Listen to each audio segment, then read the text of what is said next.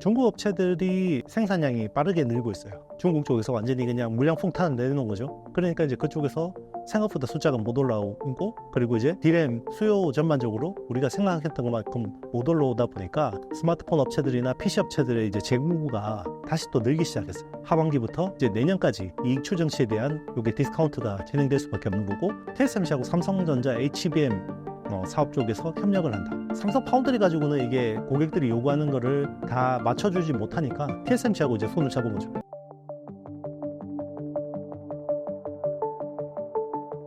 네, 안녕하세요. IT의 신 이용수라는 유튜브 채널을 하고 있고요. 작가, 바로 써먹는 AI 혁명 투자, 최근에 나온 작가. 두 번째 책입니다. 국내 반도체 섹터 분위기는 현재 어떤 상황인가요? 일단 상반기까지는 굉장히 분위기가 좋았었고요. 하반기 들어서 이제 꺾이기 시작했는데, 그 이유는 결국 이제 반도체라는 게 선행 지표이기 때문에, 내년 상반기까지는 어느 정도 저는 성장을 할 거라고 보고 있는데, 이제 내년 하반기부터는 산업이 이제 피크아웃 했다고 이제 시장에서는 보는 것 같고요. 그걸 이제 선반영하고 있다고 생각합니다. 그래서 그동안 이제 올 상반기까지 랠리를 주도했던 거는 엔비디아와 친구들이죠. 그래서 글로벌을 보면 이제 엔비디아도 있고, 그리고 이제 일본의 디스코, 대만의 TSMC, 네덜란드 베시, SK 하이닉스, 한미 반도체, 이런 회사들이 같이 엄청난 랠리를 만들었고요.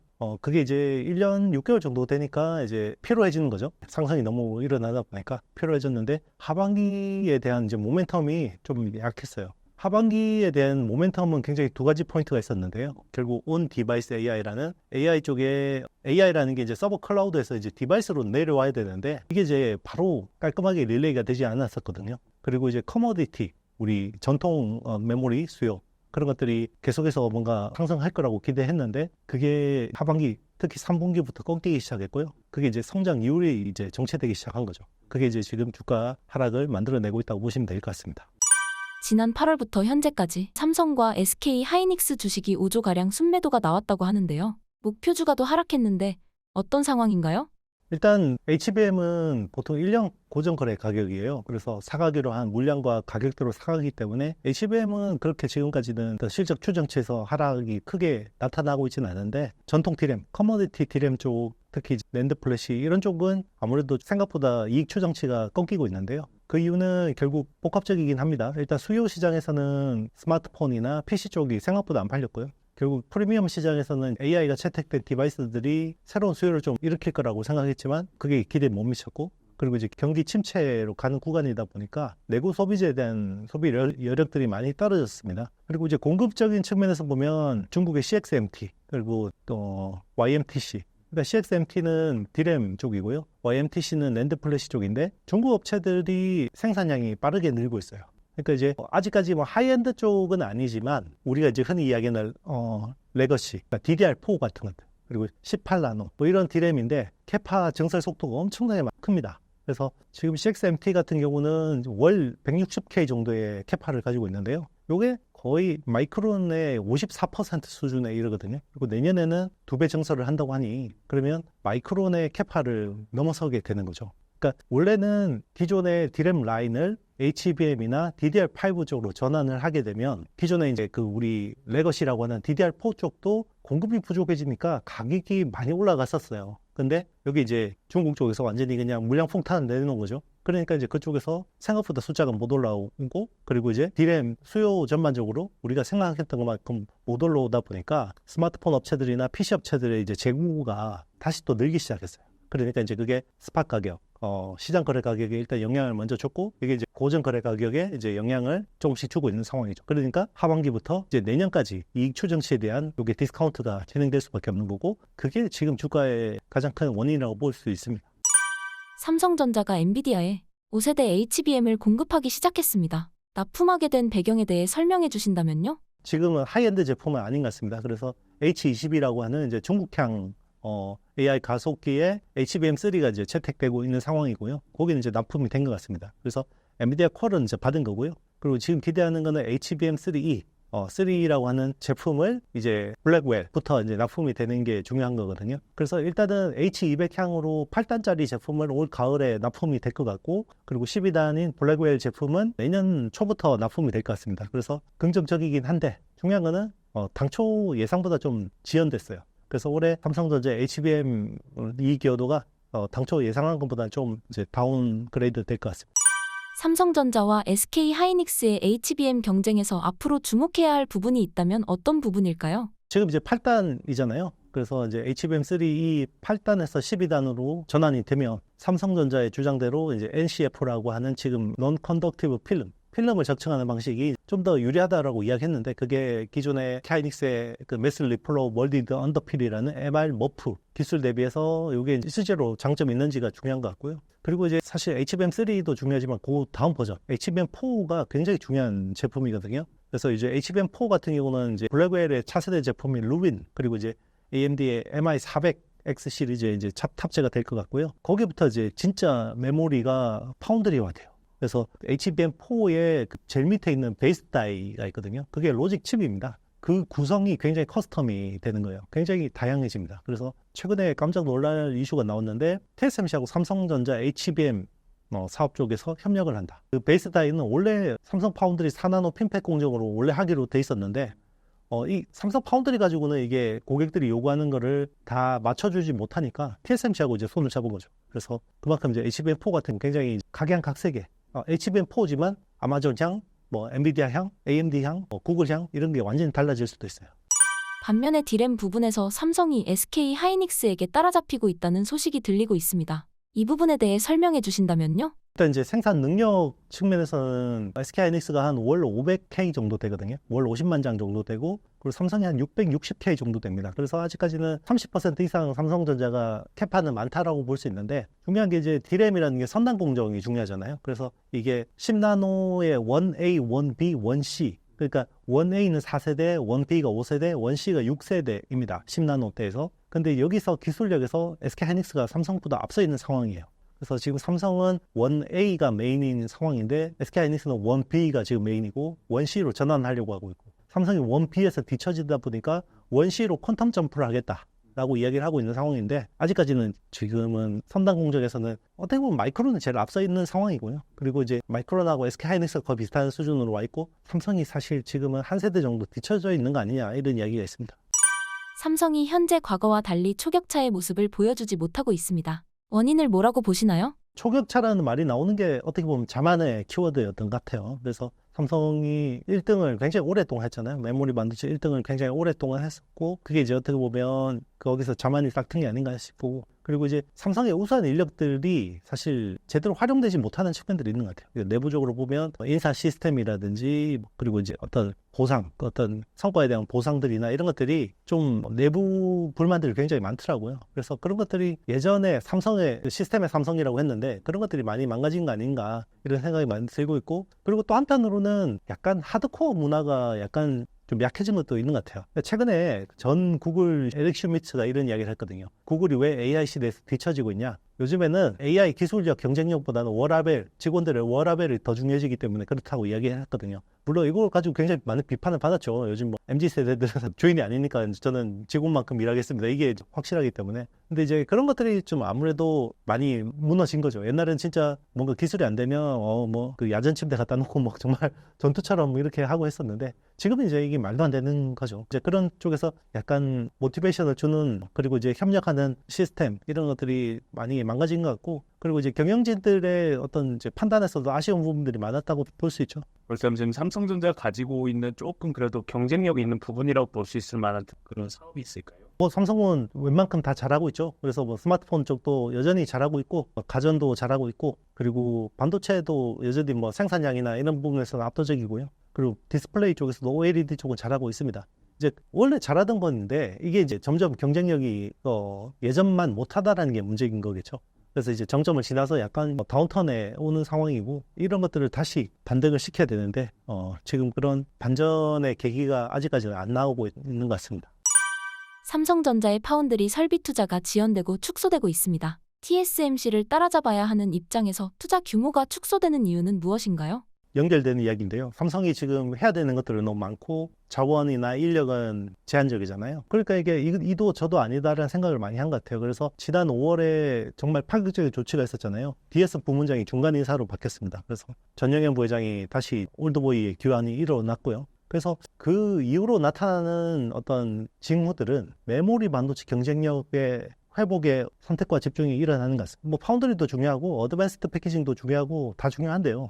근데 이제 본질이잖아요. 메모리 반도체라는 게. 삼성이 제일 잘하는 거고 여기서 캐시플로우가 일어나는 건데 여기가 무너지면 안 된다라는 생각이 있는 것 같습니다. 그래서 일단은 지금 메모리 반도체 그리고 HBM 쪽으로 모든 전사적인 역량을 집중하는 것 같고요. 상대적으로 파운드리나 이제 다른 부분들은 조금씩 중요도가 좀 덜해지는데 뭐 그쪽을 열심히 안 한다라는 건 아니고요. 일단 인텔이 망가지는 걸 보니 인텔이 파운드리 2등 업체라 되겠다라고 해서 굉장히 공격적인 투자를 했잖아요. 미국 정부를 등에업고 보조금 같은 것들 뭐 이런 것들 했는데 중요한 거는 파운드리라는 건 천문학적인 돈을 계속해서 투자를 해서 기술 리더십을 따라가야 되는 상황인데 본진이 털리면 캐시플로우가 망가지면 할 수 없죠. 그래서 인텔 같은 경우도 파운드리 사업에서 조단위 적자가 나니까 선순환 구조가 안 되잖아요. 아무리 뭐 미국 정부가 돈을 자금을 부어준들 이게 자체 현금 만들 능력이 떨어지면 안 되거든요. 그래서 결국 파운드리 사업의 이제 축소, 뭐 철수, 매각 이런 이야기까지 나오고 있는 상황이고 삼성도 그래서 파운드리가 미래를 먹거리 위해서 굉장히 중요하긴 한데 지금 본진이 무너지고 있는 상황에서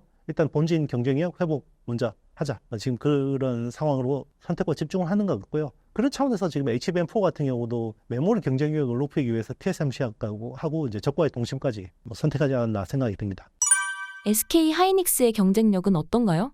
일단 이제 HBM을 기회로 어떤 헤게모니가 바뀌는 변곡점에 와 있다고 생각해야죠. 그래서 이제 메모리 반도체라는 게 원래는 범용이었잖아요. 그래서 어떤 보드에도 꽂아도 다 작동하는 디램이나 낸드 플래시 같은 경우는 그냥 범용 제품이에요. 우리 뭐 기성복처럼 105, 110 사이즈 딱 사면 이제 맞는 건데요. 근데 이제 HBM이라는 거는 스페셜티죠. 그래서 주문형입니다. 그래서 고객이 원하는 대로 그 프로토콜에 맞게 다 만들어줘야 되는데 그런 쪽을 지금은 메모리 영역에서는 SK 하이닉스가 제일 잘한다고 봐야 되고요. 최근에 이제 M7이라고 하는 빅테크들이 자기들이 설계하는 AI 가속기에 맞는 HBM을 커스텀 HBM을 전부 SK 하이닉스한테 의뢰를 했다는 거죠. 그러니까 이게 잘만 되면 정말 메모리의 파운드리와 그 메모리가 이제는 커머디티가 아니라 스페셜티로 바뀌는데 거기서 헤게모니를 SK 하이닉스가 지는 거 아니냐 이런 이제 기대감이 있는 거죠. 그게 주가에 지금 녹아 있다고 볼 수 있습니다.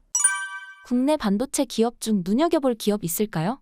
계속 삼성 안 좋다고 그러고요. 제가 주가로는 오히려 삼성전자가 지금 기회에 있는 건 분명한 것 같습니다. 왜냐하면 밸류에이션 측면에서 굉장히 안 좋은 것들이 다 주가에 반영돼 있기 때문에 오히려 밸류 매력은 있다고 볼 수 있고요. 물론 이제 앞으로 더 추가적으로 하락할 수 있고 저는 6만 원 초반까지는 열어놓고 있는 상황인데요. 그때 분할로 대응한다 그러면 롱텀으로 투자하시는 분들은 굉장히 또 기회가 될 수 있을 거라고 생각합니다. 해외 반도체 섹터 분위기는 어떤 상황인가요? 필라델피아 반도체 지수가 정말 고공행진을 이어갔었고요. 뭐 해외라고 하지만 결국 미국 테크죠. 네, 미국 반도체였고요. 필라델피아 반도체 지수의 PER이 역대급으로 높아졌었습니다. 통상적으로 원래 PER이 보통 16배에서 18배 정도를 받았던 걸로 저는 기억을 하고 있는데 최근에 26배 이 정도까지 올라왔었거든요. 근데 이제 최근에 주가가 많이 빠지면서 이게 이제 20배 초반대까지 이제 떨어졌고요. 그래서 그만큼 반도체 랠리가 강했다고 볼 수 있고 그만큼 미국 주식시장 전체에서 반도체 비중이 역대급으로 높아지기도 했었습니다. 그래서 그런 게 또 심했었고 그리고 이제 M7이라고 하는 이제 빅테크들이 S&P 500에서 정말 차지하는 비중이 역대급으로 높아졌던 시기였기도 하고요. 근데 최근에 이제 하반기 들어서 AI에 대한 회의론 그리고 우려론들이 나오면서 주가가 상당 부분 조정을 받았고요. 그러면서 이제 그런 것들이 좀 다시 또 완화가 됐습니다. 그래서 일단 지금은 빅테크들의 실적이 뭔가 이제 뿌려져서 주가가 빠졌다라기보다는 그동안에 이제 기대감이 과하게 높았다라고 볼 수 있고요. 그리고 이제 미국 대선 같은 불확실성들이 지금 계속해서 이야기되고 있어요. 그런 것들이 결국 그 테크 주식들의 조정을 야기하는 원인이 된 것 같습니다. 하반기 해외 반도체 섹터 분위기는 어떻게 될까요?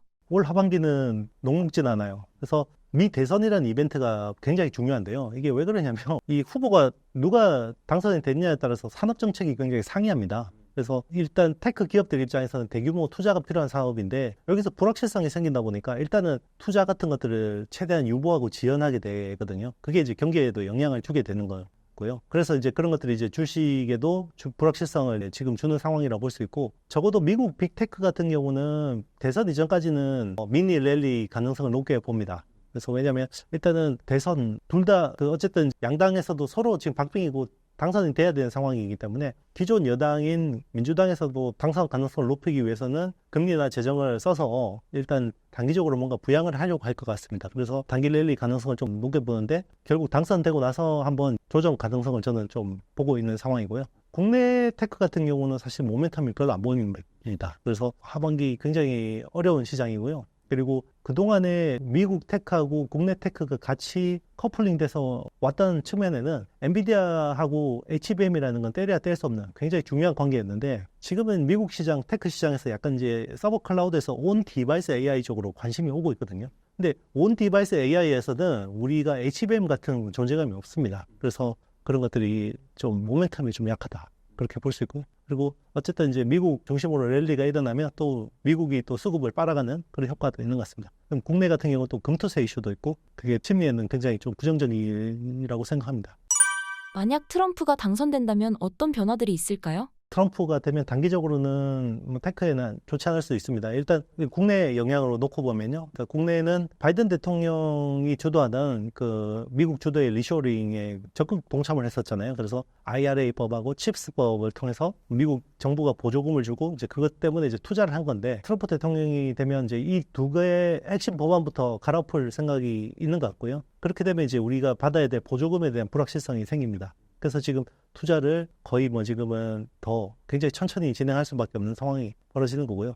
그럼에도 불구하고 트럼프 대통령이 당선되면 결국 주가에는 긍정적일 거라고 봅니다. 왜냐하면 일단 법인세 감면에 대한 것들이 크기 때문에 사실 세제 혜택이라는 거는 주식시장에 그냥 시쳇말로 죽은 자식도 벌떡 일어나게 한다고 그만큼 세제가 강력하거든요. 실제로 트럼프 정부 1기 때도 처음에는 시장이 출렁거렸다가 트럼프 대통령이 법인세를 엄청나게 깎아주면서 그게 주식 랠리를 일으켰던 측면들이 있거든요. 이번에도 물론 1기 때처럼 그렇게 강하지는 않겠지만 그래도 법인세율을 굉장히 낮추는 것은 좀 도움이 된다고 볼 수 있고요. 그리고 지금 AI 혁명 중이잖아요. 생성형 AI 서로 경쟁적으로 군비 경쟁을 하면서 모델을 개발하고 있는 상황인데 여기서 트럼프 대통령이 웬만한 규제를 다 치워버릴 것 같아요. 그래서 AI는 좋고 효율적이다라는 건 알지만 이게 위험하다라는 게 굉장히 공통의 컨센서스잖아요. 근데 위험한 건 알겠는데 일단 해보고 문제가 생기면 우리가 대안을 마련해보자. 이렇게 트럼프 대통령의 생각이거든요. 그래서 글로벌 빅테크들이 의외로 트럼프한테 호의적이에요. 그래서 트럼프 대통령은 일단 규제 완화를 파격적으로 해줄 수 있기 때문에 오히려 민주당도 AI에는 적극적으로 지원하고 있지만 계속해서 안전성을 요구하거든요. 안전성. 그러면 그게 사실은 속도를 제한시키고 그 비용이 될 수 있거든요. 그런 부분들이 좀 다르게 볼 수 있고 단기적으로 보면 해리스가 당선될 경우에는 바이든 행정부의 정책을 거의 그대로 답습할 거기 때문에 불확실성이 적어진다는 측면이 있는데요. 이게 장기적으로 보면 법인세 인상이 있고 그리고 이제 여러 가지 어떤 반시장적인 조치들이 좀 있습니다. 이제 그런 것들을 좀 봐야 될 것 같습니다. 그렇다면 트럼프가 당선됐다고 가정했을 때 투자 아이디어를 추천해 주신다면요? 일단 AI가 국방, 무기 쪽으로 굉장히 많이 적용이 될 것 같아요. 그래서 대표적으로 뭐 트럼프 쇠주로 요즘 이야기하는 게 테슬라하고 팔란티어거든요. 테슬라는 일단 일론 머스크가 일찍이 트럼프를 지지했고 뭐 막대한 정치 자금을 대고 있고요. 그래서 시스템은 미국이지만 트럼프 대통령은 아마 일론한테 많은 보답을 할 것 같습니다. 그래서 거기에 기대를 하고 있고요. 그리고 지금 자동차에 AI가 적용되는 시점이잖아요. 그래서 그러면 이제 거기서 규제라는 부분이 굉장히 어떻게 보면 장벽이 되는데 그걸 이제 좀 치워줄 수 있지 않을까라고 이제 기대를 하는 것 같고요. 또 하나 주목하는 기업이 팔란티어입니다. 팔란티어 같은 경우는 대테러, 대전쟁 수행할 때 필요한 이제 미국 군사용 이런 소프트웨어 같은 솔루션들을 제공해주는 기업이라고 볼 수 있는데요. 최근에 S&P 500에도 이제 포함될 정도로 굉장히 주목받는 기업인데 AI라는 게 사실 금기가 있잖아요. 사람을 죽이면 안 되고 사람을 해치면 안 되고 근데 이제 트럼프 대통령은 이제 그런 부분에서는 그렇게 중요하게 생각하지 않기 때문에 그러면 그런 쪽에서 규제가 치워지면 굉장히 발전할 수 있고 미국 무기 시스템이 다시 한번 업그레이드 될 수 있다. 예전에 미국의 무기가 진공관 기반에서 트랜지스터 기반으로 바뀌면서 굉장히 정밀도가 높아졌었거든요. 그러면서 그게 베트남 전쟁에서 사실 뭐 미국이 정밀도가 떨어진 무기가 결국 진공관 때문이었다는 이야기 많이 했었고요. 그 이후로 이제 미국 펜타곤에서 반도체를 미국 무기에 굉장히 적용을 해서 무기가 좋아졌고 그게 1차 이라크 전쟁에서 완전히 여실히 보여졌었거든요. 근데 이제는 AI까지 올라가면 이제 미국 무기는 더 파워풀해진다고 볼 수 있죠. 그런 쪽에서 이제 뭐 로키드 마틴이나 뭐 이런 회사들도 주목하는 사람들도 많습니다. 최근 엔비디아 주가의 급락이 2번, 급등이 1번 있었습니다. 급락과 급등이 발생한 배경은 무엇인가요? 우리는 엔비디아를 반도체 업체라고 생각하잖아요. 근데 지금 엔비디아의 밸류에이션은 반도체 업체 밸류에이션이 아닙니다. 엔비디아는 지금 플랫폼 회사라고 돼 있어요. 그래서 단순히 GPU뿐만 아니라 이제 CPU하고 엮어서 이제 서버 렉을 만들죠. 그레이스 호퍼, 그레이스 블랙웰 같은 GH200, GB200 이런 것들을 솔루션을 제공하고 있고요. 그리고 여기 NVL36, NVL72 같이 이제 서버 렉까지 제공을 하려고 하고 있고, 그리고 이제 소프트웨어적으로 보면 기존에 이제 쿠다라고 하는 소프트웨어 생태계를 제공해 주잖아요. 그러니까 엔비디아 칩을 사면 이제 쿠다를 무료로 쓸 수 있는데 여기에는 수많은 소스 코드들이 쌓여 있죠. 그래서 쉽게 갖다 쓸 수 있는 엔지니어 생태계가 돼 있는 거고요. 그리고 이제 앞으로 점점 중요해지는 게 레벨 3 자율주행차나 로봇이나 UAM 같은 드론 택시나 이런 쪽에는 시뮬레이션이 굉장히 필요해집니다. 스마트 팩토리도 마찬가지고. 그럼 그런 것들을 기존에는 다 몇 년 동안 시뮬레이션 돌려보면서 멀쩡한 자동차도 박치게 해보고 그러면서 막 비용을 막 썼잖아요. 근데 이제는 디지털 트윈이라고 하죠. 네, 그래서 우리 메타버스 기술을 가지고 거기서 시뮬레이션을 가상에서 실현할 수 있도록 하는 그런 옴니버스라는 플랫폼을 쓸 수 있습니다. 그것도 무료로 쓸 수 있고요. 그리고 이제 엔비디아 칩이 너무 비싸다. 그래서 쓸 수가 없다. 라고 하는 벤처 기업들한테는 NIM이라는 서비스를 해주죠. 엔비디아 인퍼런스 마이크로 서비스라고 해서 이게 사실상 클라우드 서비스예요. 그래서 GPU 한 개당 연간으로 $4,500 내면 이렇게 쓸 수 있고 프레임워크까지 제공해주는 그런 거. 이게 플랫폼이잖아요. 자, 이게 결국은 확장성인데 이게 되려면 결국 제일 기본이 되는 게 기술력이에요.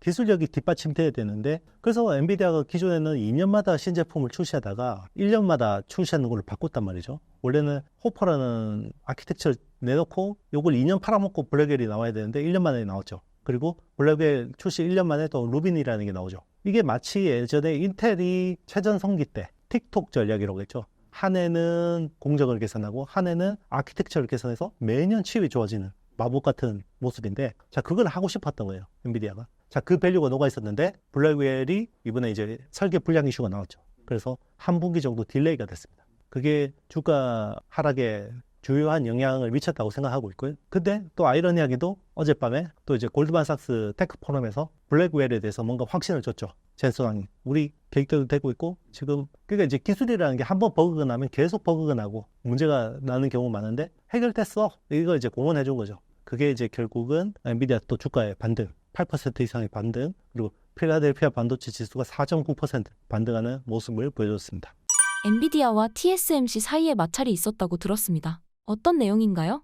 그러니까 이제 엔비디아도 원래는 TSMC한테 애플보다 못한 취급을 받고 있죠. 그 전까지는 당연하죠. 애플이 워낙 TSMC 첨단 공정 탭을 많이 써주고 하니까. 근데 이제 엔비디아도 TSMC한테 애플 못지않게 많은 수주를 주고 있단 말이죠. 그러면 우리도 애플처럼 대접해줘 이거거든요. 엔비디아 입장에서는. 근데 TSMC 입장에서는 아직까지는 엔비디아를 애플처럼 대접해주기는 좀 한계가 있습니다. 왜 그러냐면 애플 같은 경우는 지금 3나노 같은 것들을 같이 개발해요. TSMC하고. 그래서 본사에서 직원이 수백 명 제조 엔지니어들이 파견돼서 같이 개발하고 개발이 되면 바로 써주죠. 자, 이런 고객이 어디 있습니까? 같이 기술도 공유해주고 같이 개발해주고, 자, 개발되면 그 기술이 불확실하잖아요. 근데 그걸 써준다고 하니까 바로 매출까지 일어나죠. 그러니까 애플한테는 항상 최우선 최대수의 어떤 혜택을 줄 수밖에 없는 상황인데, 자, 엔비디아도 우리도 그거 해줘. 그리고 이제 애플 같은 경우는 전용 라인 이런 것도 해주고. 그래서 올해 컴퓨텍스 2024 행사 때 젠슨 왕이 대만을 방문했을 때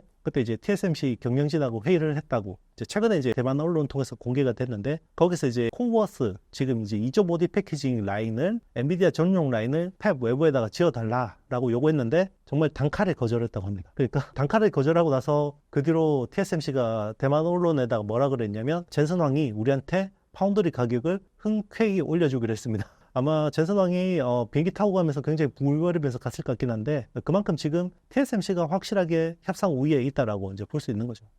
TSMC의 현재 상황은 어떤가요? TSMC 정말 해피하죠. 굉장히 해피한 상황이고요. 일단은 TSMC도 얼마 전까지는 굉장히 불안했던 것 같아요. 왜냐하면 이제 인텔도 막 1.8나노까지 금방 온다고 이야기하고 삼성도 3나노 게이트-올라라운드에 2세대 제품이 잘 되고 있다고 계속해서 블러핑을 하니까 굉장히 불안해하면서 2나노에 대한 투자 로드맵들을 굉장히 조심스럽게 진행했었는데요. 그리고 파운드 가격도 이렇게 섣불리 인상을 못하고 있는데, 최근에 이게 이제 블러핑이라는 걸 확인했잖아요. 그리고 인텔이 파운드리 사업이 휘청거리는 걸 봤고, 삼성으로 또 팹리스 고객이 전혀 옮겨가지 않는 것들 보면서 결국 수율이 문제가 있다는 게 확인됐고, 그러니까 이제 마음껏 가격을 올리고 있습니다.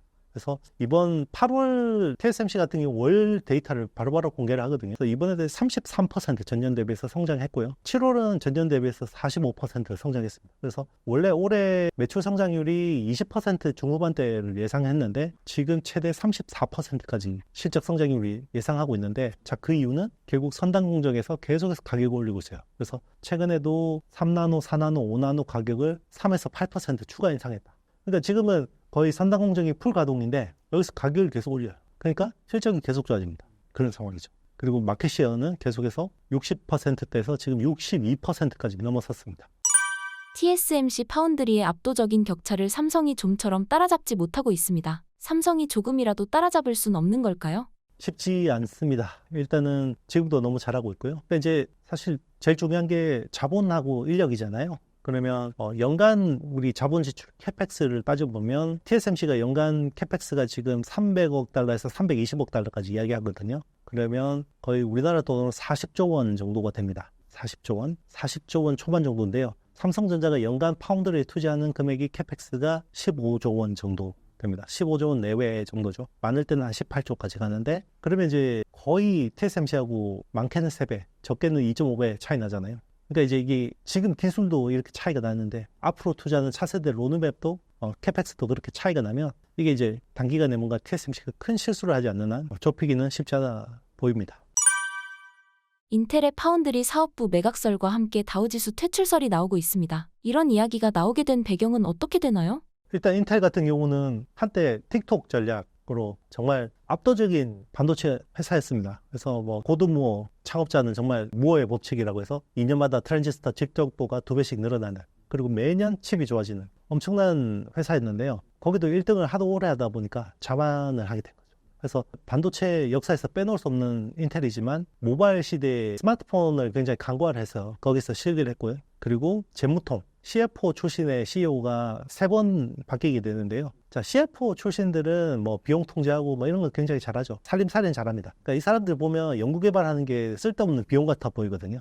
그러니까 괜히 뭐 별로 하는 거 없는 것 같은데 연봉 많이 받아가고 이런 사람들 막 잘라보니까 이 사람들이 뭐 짐 켈러 같은 뭐 엄청 중요한 엔지니어고 이러는 경우 많죠. 그래서 사실 인텔에서 엔비디아, 애플 이런 쪽으로 굉장히 고급 인력들이 많이 갔고요. 자, 그런 회사들의 경쟁력이 굉장히 높아지게 된 계기가 됐고, 그 사이에 인텔이 기술 로드맵을 전혀 진전을 못 시키고, 그래서 14나노대에서 거의 7년 동안 머물게 됩니다. 그 사이 TSMC하고 삼성전자는 뭐 7나노, 5나노까지 갔었거든요. 그만큼 한때는 외계인을 고문해서 뭐 기술을 뽑아낸다고 하던 인텔이 이제는 막 정말 3세대 이상, 뭐 3세대 이상의 이제 기술이 차이가 나는 그런 모습들이 된 거고요. 그래서 2021년에 파격적인 또 조치를 하죠. 이제는 다시 엔지니어 출신의 CEO가 와야 된다. 거기서 이제 부임한 사람이 이제 팻 겔싱어 지금 CEO인데요. 자, 이분이 의욕차게 많은 걸 했어요. 다시 인텔의 기술 로드맵을 부활시키기 위해서 많은 노력을 했고, 그리고 이제 선단 공정 기술도 굉장히 속도를 냈고요. 그리고 어드밴스드 패키징이라고 하는 그런 것들, 포베로스, 그리고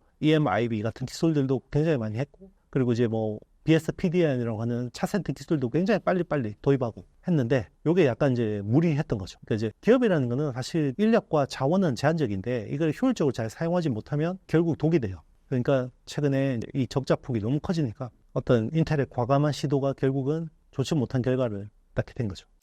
삼성이 기회를 엿볼 수 있는 부분은 어떤 게 있을까요?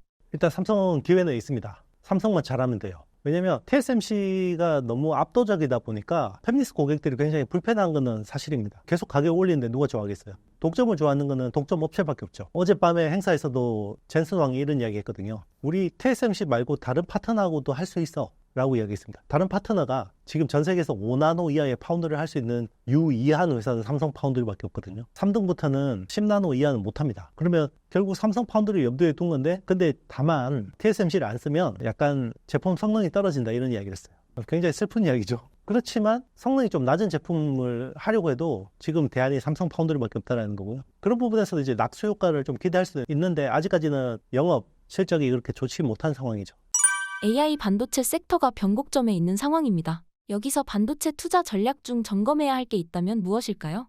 일단 온 디바이스 AI 쪽으로 전환 흐름들을 잘 주목해야 되고요. 결국 온 디바이스 AI에서 킬러 어플리케이션이 나올 만한 회사는 뭐 애플 아니면요 테슬라 뭐 이런 회사들 정도라고 볼 수 있고, 그런 회사들이 어떤 이제 서비스 모델들을 내놓는지가 되게 중요할 것 같습니다. 그리고 이제 기존의 그 엔비디아 주도의 독점의 AI 가속기 시장의 90%를 엔비디아가 차지하고 있잖아요. 이게 이제 사실 굉장히 기형적이잖아요. 그러니까 이제 여기에 자체 설계 칩들이 많아질 텐데, 그런 쪽에서 생태계가 확장되는 것들, 그런 것들도 잘 봐야 될 것 같아요. 그런 측면에서 브로드컴이라는 회사를 주목해야 될 것 같습니다. 브로드컴이 이제 그런 빅테크들의 자체 설계 칩, ASIC 칩을 설계하는데 중요한 키포인트를 쥐고 있는 회사라고 볼 수 있죠. 현재 생성형 AI 시장의 상황은 어떤가요? 일단 생성형 AI는요, AI 혁명에서 제일 중요한 모델인데, 2022년 11월에 이제 오픈 AI라는 회사가 챗 GPT를 공개한 이후로 AI 혁명이 시작됐고, 지금 모든 빅테크들이 개발하는 건 생성형 AI라고 생각하시면 됩니다. 근데 이제 생성형 AI라는 모델 자체를 층위를 나눠서 봐야 돼요. 그래서 빅테크들이 지금 군비 경쟁을 벌이는 거는 결국 AGI를 목표로 해요. 그러니까 Artificial General Intelligence, 그러니까 모든 영역에서 사람을 뛰어넘는 AI라고 생각하시면 됩니다. 그러니까 초지능 AI라고 생각하시면 되고요. 자, 이게 개발되는 순간 우리 조지 오웰의 1984에 나오는 빅브라더가 나오는 겁니다. 자, 이 친구가 착한 친구면 아이언맨의 자비스고요. 이 친구가 나쁜 친구면 터미네이터 스카이넷이 될 수 있는 건데요. 일단 어쨌든 지금 빅테크들은 이걸 빨리 넘버원이 되기 위해서, 1등이 되기 위해서 독점 경쟁을 하고 있다고 보시면 되고요. 여기서 이제 제일 유력한 게 마이크로소프트와 오픈 AI의 챗 GPT가 있고요. 그리고 구글 제미나이가 있고, 그리고 이제 아마존하고 엔스로픽이라는 회사가 같이 협력해서 만드는 클로드라는 모델. 요게 이제 2강 1중 정도로 볼 수 있고요. 그리고 이제 다른 회사들도 많은 AI 모델을 하고 있습니다. 뭐 테슬라도 XAI에서 뭐 많은 모델들을 하고 있긴 한데, 자, 그 밑에 그러면 LLM이라고 하는 라지 랭귀지 모델은 지금 빅브라더 경쟁을 하고 있다고 보시면 되고요. 그 밑에 있는 층위에 있는 기업들은 작은 모델 가지고 어떻게 해보려고 다 하고 있어요. 그게 이제 보통 매개 변수 파라미터라고 하는데, 그게 300억 개가 넘어가면 LLM이라고요. 하고 그 밑에는 이제 SLM이라고 합니다. 스몰 랭귀지 모델이라고 하는데, 300억 개 미만의 모델은 보통 메타 플랫폼즈가 가지고 있는 라마라는 모델이 있어요. 근데 그 라마라는 모델은 누구든 가져가서 자기들한테 맞게 고쳐서 쓸 수 있도록 해놨어요. 그게 마치 리눅스 같은 오픈소스화 해놨거든요. 자, 그런 라마 모델을 만져서 특화된 모델들을 개발하는 업체들이 되게 많습니다. 그런 쪽은 이제 SLM도 하고, 그거 가지고 또 온디바이스 AI 모델도 만들기도 하고요. 이제 그런 층위가 나눠져 있다고 보시면 됩니다. 국내 생성형 AI 모델의 상황에 대해 말씀해 주신다면요? 초창기에는 네이버 하이퍼클로버 모델에 대해서 굉장히 많은 기대를 했었어요. 그러니까 챗 GPT가 처음 나왔을 때는 매개 변수가 1750억 개였고요. 그리고 5조 개의 데이터 시트를 가지고 학습을 했고, 그리고 이걸 학습하기 위해서 엔비디아의 A100이라는 칩을 1만 개를 썼거든요. 그래서 이 챗 GPT가 굉장히 그래도 뭐 센세이션을 했고요. 자, 네이버에서 내놓은 하이퍼클로버 X라는 모델이 이거보다 좀 괜찮았어요. 그래서 매개 변수가 2천억 개가 넘었었고요. 그리고 한국어 기반으로 굉장히 좀 했으니까 좀 기대가 있었는데, 자, 지금 글로벌 빅테크들은 자금하고 인력이 너무너무 많죠. 그래서 지금 GPT-4 같은 경우는 매개 변수가 지금 5천억 개에서 1조 개 정도 됩니다. 그러니까 매개 변수라는 건요, 컴퓨터를 더 많이 갖다 넣었다고 보시면 돼요. 그래서 서버에다가 엔비디아 칩 많이 갖다 넣었다. 그래서 컴퓨팅 파워가 파워풀하다. 그리고 빅데이터도 많겠죠. 네, 그렇게 보시면 되고요. 지금 구글 제미나이 같은 경우 매개 변수가 1조 개에서 2조 개 정도 됩니다. 근데 네이버 같은 경우는 아직까지 매개 변수가 2천억 개 정도밖에 안 되니까 이 규모의 경제에서 싸우면 안 되고요. 그리고 아무래도 빅데이터도 중요한데, 최근에 라인 사태 있었잖아요. 비영어권의 빅데이터를 네이버가 라인을 가지고 많이 가지고 있다고 했는데, 이게 일본한테 통으로 뺏길 가능성이 생기다 보니까 네이버가 비영어권에서 좀 뭔가 자리매김하기가 쉽지 않겠다, 이런 이제 걱정이 있죠. AI가 주목도가 높은 상황이긴 하지만 수익성이 좋아 보이는 회사는 안 보입니다. 지금 수익을 내고 있는 곳 또는 앞으로 수익을 낼 회사가 있을까요? 사실 지금 뭐 수익성을 따지고 그러면 안 돼요. 왜냐면 다 우리는 까먹었을 텐데요. 이게 인터넷 혁명이 시작됐을 때, 월드와이드 웹이 됐을 때도 그때 이 작은 검색바 하나 차지하려고 엄청난 군비 경쟁을 했잖아요. 저거 가지고 어떻게 돈을 벌어? 검색바 하나 가지고. 독점이 끝나니까 어떻게 됐습니까? 구글이 겁나게 돈을 벌었죠. 모바일 혁명이 시작됐을 때 스마트폰이 막 나오고, 애플이 자체 iOS하고 자기들 A 바이오닉 칩이라는 AP까지 있고, 하드웨어 시스템, 소프트웨어까지 다 하니까, 자, 구글 안드로이드 진영이 나왔고, 구글이 안드로이드 OS를 공짜로 뿌렸죠. 그때만 해도 저거 가지고 돈을 어떻게 벌지? 구글이 저렇게 하다가 거덜나는 거 아닌가 걱정했죠. 근데 윈도우 모바일, 파이어폭스 뭐 이런 것들 다 제압하고 나니까 어떻게 됩니까? 겁나게 돈을 벌죠. 자, AI는 똑같습니다. AI 가지고 돈을 어떻게 벌죠? 요즘 그런 이야기 나오죠. 저는 참 기시감이 듭니다. AI가 독점이 끝나면 돈을 겁나게 벌 거예요. 그렇다면 지금의 AI 기업들이 주목하는 부분은 점유율인가요? 맞습니다. 결국 가장 좋은 모델로 가장 많은 사용자를 끌어모으는 기업이 독점이 완성되면 돈을 버는 거는 걱정을 안 해도 돼요. 그래도 지금 오픈 AI 같은 회사의 모델이 제일 그래도 주간 단위로 2억 명의 활성 사용자가 있거든요. 올해 매출이 한 40억 달러 정도 될 것 같아요. 40억 달러면 우리나라 돈으로 5조 원 이상 되기 때문에 물론 쓰는 돈이 훨씬 많아요. 지금은. 흑자를 지금 내려고 하면 안 됩니다.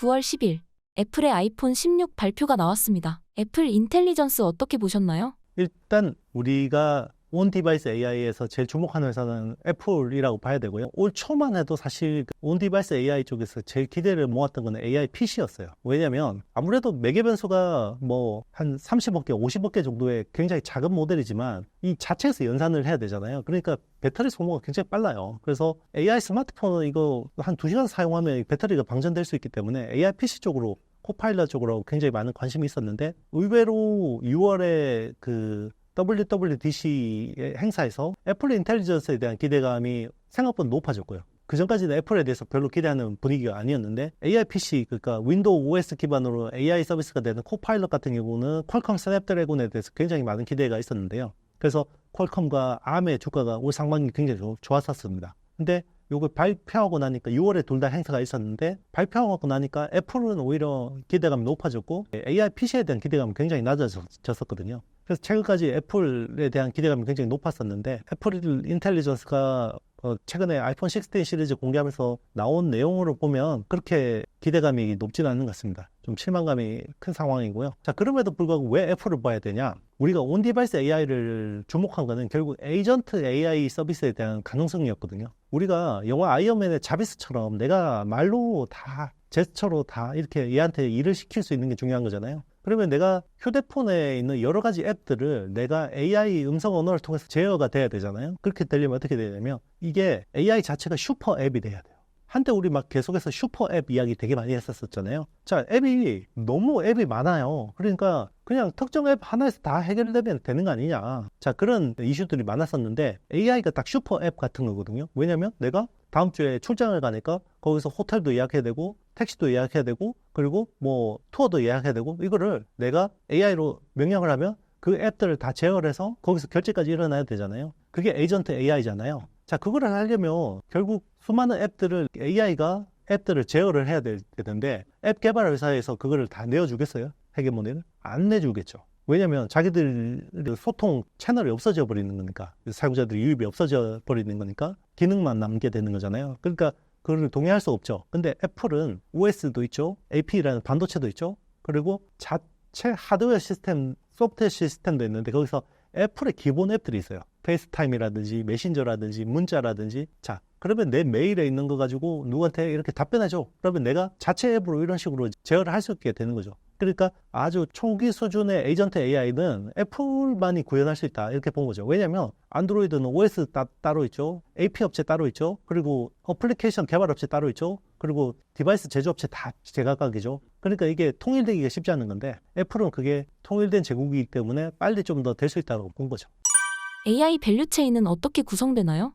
일단 지금은 제일 중요한 게 AI 반도체죠. 네, 그래서 지금 AI 가속기라고 하는 연산을 굉장히 도와주는 그게 이제 엔비디아의 GPGPU라는 거죠. 제너럴 퍼포스 GPU라는 거고. 자, 이게 유일한 대항마가 이제 AMD의 MI300이라는 이제 이런 칩들이 있고요. 그리고 이제 이런 것들은 범용이라고 합니다. 범용 칩이에요. 근데 이제 자체 설계 칩들이 다 있습니다. 그래서 자체 설계 칩들은 빅테크들이 설계를 하면 뭐 이런 것들을 이제 도와주는 브로드컴 같은 업체도 있고요. 그리고 이걸 설계를 하려면 기본적으로 필요한 툴이 있어요. 그래서 EDA 툴이라고 하는 반도체 설계할 때 필요한 EDA 툴은 시놉시스, 케이던스 같은 회사들이 담당을 하게 되고요. 여기서 중요한 또 IP들이 있어야 되죠. 핵심 코어 IP를 제공해 주는 게 ARM 홀딩스고요. 그리고 이제 거기서 중요한 IP들을 제공해 주는 게 이제 램버스 같은 회사도 있고요. 그리고 파운드리에서 이제 이걸 만들어 주죠. 자, 그러면 반도체 밸류체인은 이렇게 되는 거고요. 자, 반도체가 어느 정도 이제 공급 부족이 완화가 된다 그러면 데이터 센터가 굉장히 많이 필요하죠. 그래서 지금 데이터 센터 쪽은 아마존이 클라우드 업체 중에 1등인데 향후 10년 동안 1,500억 달러 투자하겠다 이야기죠. 연간 데이터 센터 시장이 1,500억 달러거든요. 그러니까 한 개 업체가 내가 지금 시장 규모만큼 내가 혼자 투자하겠어 라고 이야기한 거고요. 그리고 2등 업체가 마이크로소프트 애저잖아요. 그러니까 마이크로소프트하고 오픈 AI가 손을 잡고 지금 스타게이트라는 프로젝트를 진행하고 있는데 이게 향후 6, 7년 안에 1,000억 달러를 투자하겠다라는 계획이거든요. 데이터 센터를 짓는데. 근데 최근에 에릭 슈미트 또 전 구글 CEO가 스탠퍼드 대학 강연에서 또 말실수를 해버립니다. 그거 1,000억 달러 아니고 3,000억 달러 이상이야 라고 이야기한 거죠. 지금 천문학적으로 자금이 필요하죠. 자, 데이터 센터가 그러면 셋업이 된다고 생각해 봅시다. 근데 이제 데이터 센터가 미국에서 지금 39%가 있어요. 전 세계 39%의 데이터 센터가 미국에 위치하고 있습니다. 그리고 대부분의 AI용 데이터 센터가 미국에 있겠죠. 그러니까 전기 수요가 기존 데이터 센터 대비해서 많게는 몇십 배 더 많이 나요. 그러니까 갑자기 미국 내에서 전기 수요가 폭발하는 거죠. 미국은 지난 10년 동안 전기 수요가 늘어본 적이 없는 나라예요. 그래서 그리드망이 다 90년대, 심지어 오래된 건 50년 된 그리드망도 많거든요. 송배전 효율이 굉장히 떨어져요. 그러니까 갑자기 데이터 센터 전기 부족하니까 송배전망에 대한 투자가 막 필요해지는 거죠. 그래서 그런 쪽으로 굉장히 많은 또 기업들이 또 필요해진 거고요. 그리고 전기 공급해주는 업체도 필요하죠. 그래서 이걸 신재생 에너지로 해주려면 퍼스트 솔라 같은 회사들이 또 담당을 해야 되고요. 그리고 이거를 신재생 에너지를 생산하는 곳하고 전기를 소비하는 곳이 멀리 있죠. 그러니까 ESS라든 이제 에너지 저장 시스템 같은 것들이 필요해요. 그래서 그런 것들을 하는 게 이제 플루언스 에너지 같은. 그리고 테슬라도 이제 그런 쪽으로 비즈니스를 하죠. 그래. 이제 전기, 데이터 센터 다 해결됐어. 자, 그러면 끝이냐? 아닙니다. 그 다음에는 통신 트래픽이 폭발해요. 그러니까 급한 건 먼저 일어나는 거거든요. 그러면 데이터 센터가 해결되면 통신 트래픽, 통신망 투자를 더 해야 돼요. 챗GPT가 공개된 이후로 글로벌 데이터 트래픽이 20% 폭증했거든요. 근데 이거는 텍스트만 적용됐을 때 경우예요. 근데 지금 우리가 이미지도 뽑아내죠, 동영상도 뽑아내야 되죠 하면 더 폭증할 거예요. 그러면 앞으로 통신망 더 투자해야 되고, 그리고 이제 6G 같은 저궤도 위성 같은 것들 또 투자해야 되거든요. 그래서 그게 대표적으로 테슬라 스타링크 같은 것들, 그런 것도 나중에 투자해야 되는 거죠. 방금 말씀해주신 AI 밸류체인들 중에서 어떤 투자 포인트가 있을까요? 일단 엔비디아와 친구들이 막 그렇게 거칠게 당분간 조정받을 것 같지는 않아요. 근데 이제 주도주가 그동안 스포트라이트가 엔비디아 쪽으로만 쏠렸다 그러면 이제는 약간 자체 설계칩 쪽, 그러니까 그런 쪽으로 좀 확장이 될 수 있다고 볼 수 있고요. 그래서 암홀딩스나 퀄컴이나 아니면 EDA 툴 업체인 시놉시스, 케이던스 이런 회사들 쪽으로 좀 이제 확장이 될 수 있다고 보고 있고, 온디바이스 AI 쪽은 이제 애플이나 테슬라 같은 업체들도 좀 주목해야 되고요. 그리고 요즘에 보면 미국 시장에서는 데이터 센터 관련주들이 되게 성장률이 돋보여요. 그러니까 슈퍼 마이크로컴은 이제 꺾였지만 오히려 이제 마블 테크놀로지나 거기 이제 데이터 센터 관련된 오라클 같은 회사들도 사실 굉장히 최근에 실적 퍼포먼스가 좋았거든요. 그런 쪽으로도 조금 관심을 가져보는 것도 괜찮은 것 같습니다. 최근 전기차 화재로 인한 전기차 포비아가 심한 상황입니다. 전 세계적으로 전기차 판매는 어떤 상황인가요? 일단 국내 글로벌리 전기차 수요가 거의 엄청나게 성장하다가 최근에 굉장히 빠른 속도로 둔화되고 있는 상황이고요. 그게 전기차 화재 때문이라기보다는 아무래도 보조금이나 이런 부분들이 축소된 측면들이 있고요. 그리고 이제 우리 현대차, 현대기아차 같은 경우는 그동안 지금 중국 시장은 중국 그들만의 리그인 거고, 그리고 최근에 유럽 시장 같은 경우도 중국의 저가 자동차, 전기차들이 굉장히 많이 침투하면서 우리 입장에서는 별로 녹록지 않거든요. 그러니까 우리한테 제일 지금 성장을 주도했던 거는 미국 시장입니다. 근데 미국 전기차 시장이 굉장히 좋았었는데 이번 8월 수출 데이터를 보면 전년 대비해서 확연히 꺾였어요. 그래서 작년에 같은 동기 때는 12만 대 이상이 수출이 됐는데 미국에 이번에 보면 6만 대 정도밖에 안 되거든요. 거의 반토막 난 거죠. 그렇다 보니까 전기차 쪽은, 순수 전기차 쪽은 아무래도 좀 많이 둔화됐다고 볼 수 있고, 근데 또 하이브리드 차는 잘 팔려요. 그러니까 하이브리드 자동차는 좀 잘 팔리고, 배터리 쪽은 아직까지는 그동안 이제 기대감이 너무 과했었고, 네, 이제 그런 것들이 아직까지는 조정의 여지는 남아있다고 볼 수 있죠. 전기차 판매 부진이 반도체 시장에 미치는 영향은 어느 정도라고 보시나요?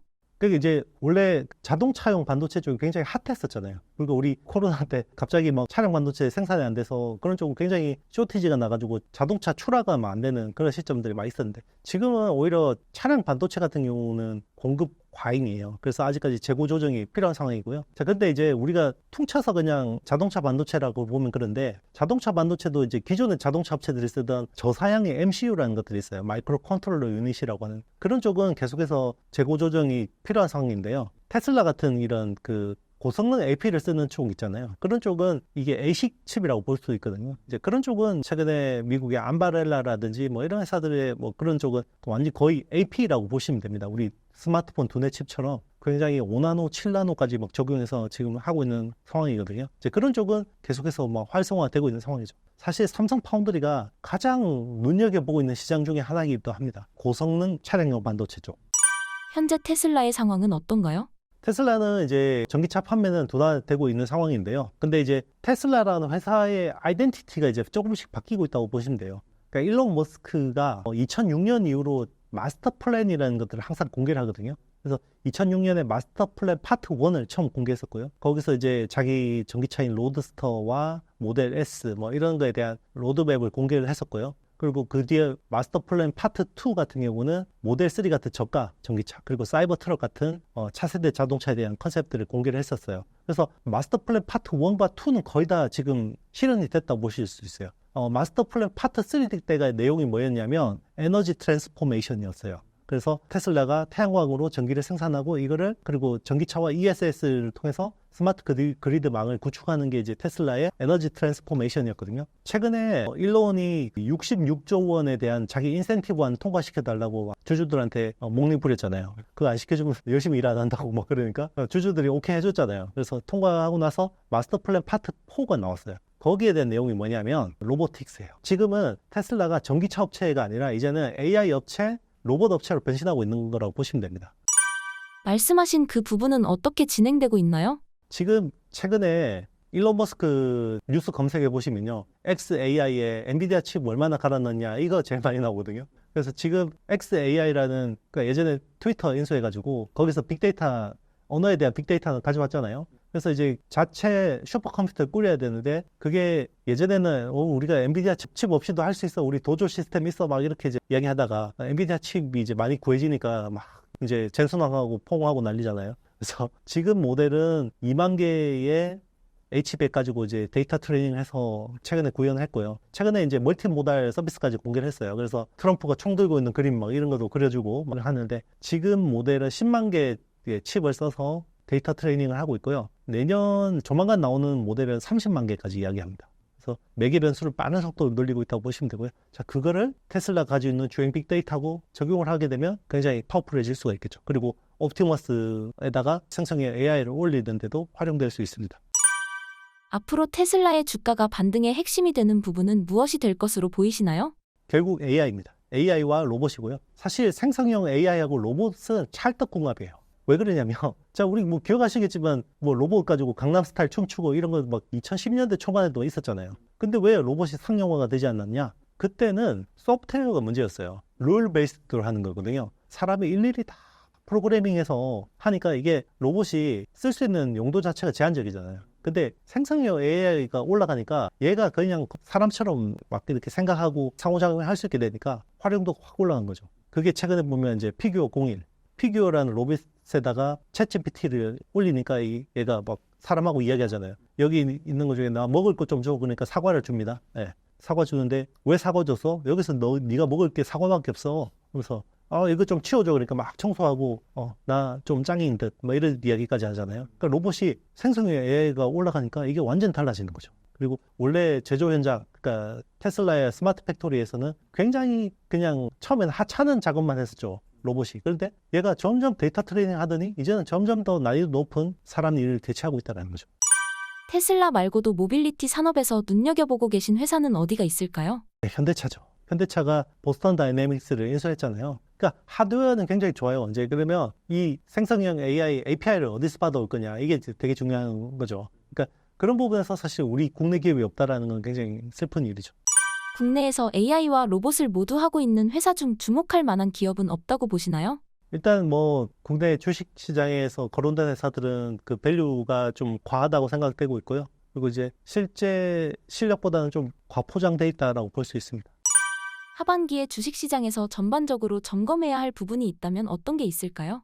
일단 미국 대선이라서 불확실성이 제일 중요한 거고요. 지금 뭐 전 세계가 미국 대선을 쳐다보고 있을 거예요. 사실 앞으로의 미국의 재정과 금리 정책에 따라서 세계 시장의 변화가 굉장히 커질 수 있고요. 그리고 이 AI 혁명이라는 게 미국 주도예요. 네, 미국이 다 기술을 가지고 있고 미국 기술이 압도적입니다. 그렇기 때문에 여기 밸류 체인 안에 들어가는 것도 중요한 거고요. 그리고 미국 주도의 AI 밸류 체인에 들어갈 수 있는 나라가 그래도 많지도 않아요. 사실 기술 기반, 지식 기반의 어떤 산업 경제가 되어 있지 않은 국가들은 아예 여기 들어갈 수도 없어요. 우리나라는 거기서 어떻게 보면 그래도 뭐 포지션이 나쁘진 않은 상황입니다. 대표님 개인적으로 AI 거품론에 대해서는 어떻게 생각하시나요? 단기적으로는 거품이 생겼을 수도 있어요. 근데 지금은 뭐 사실 주가가 많이 밀렸기 때문에 거품이라고 보기는 힘들고요. 그전에는 사실 너무 주가 상승이 과했기 때문에 거품이 약간 있었을 수도 있는데 그게 뭐 버블이라고 할 만큼의 거품은 아니었고 약간 맥주 거품 정도로 딱 올랐었는데 그게 예쁘게 딱 걷어졌다고 저는 생각하고 있고요. 그러니까 그거예요. 이게 처음에는 서버 클라우드 인프라로 됐다가 이게 디바이스로 내려와야 되는데 여기서 항상 캐즘이 생긴단 말이에요. 그 시점이라고 생각하시면 됩니다. 그래서 아직까지 뭐 생성형 AI는 젠슨 왕 말대로 거의 초기 단계인데 이게 뭐 아직까지 거품이라고 이야기하기에는 사이클 자체가 너무 크죠. 그래서 보통 혁명이라고 할 만한 사이클은요. 월드 와이드 웹도 그렇고 모바일 혁명도 그렇고 10년 사이클이에요. 산업으로는. 근데 주가로는 5년이 지나면 정점을 지나기 때문에 거의 투자 사이클로는 5년이라고 보시면 되는 거죠. 지금은 어떤 사이클에 있을까요? 지금은 이제 거의 2년이 안 됐기 때문에 초입이에요. 그래서 사이클의 초입이 제일 기울기가 가팔라요. 그 뒤로는 이제 완만해지는데 이제 한 2, 3년 정도 사이클은 아직까지 남아있다고 볼 수 있는데 거기서 주도주가 바뀌는 거죠. 마지막으로 신사임당 구독자분들께 한마디 부탁드립니다.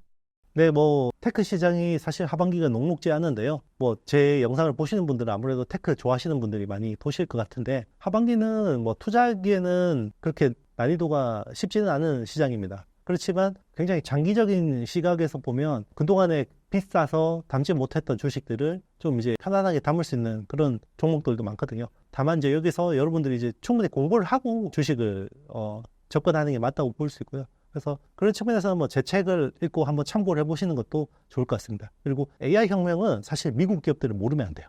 그러니까 그 이전에 모바일 혁명이나 인터넷 혁명은 그냥 국내 기업으로만 투자해도 상당히 성과를 낼 수 있었다고 생각하거든요. 근데 AI 혁명은 정말 미국 기업을 모르고 이거를 국내 기업하고 연결성을 가지고 큰 그림으로 보지 않으면 탑다운으로 보지 않으면 이거를 그림을 그릴 수가 없습니다. 그래서 그런 것들 잘 유념하시고 하반기 잘 넘기신다 그러면 내년에는 또 괜찮은 시장이 또 기대할 만하지 않나 생각합니다.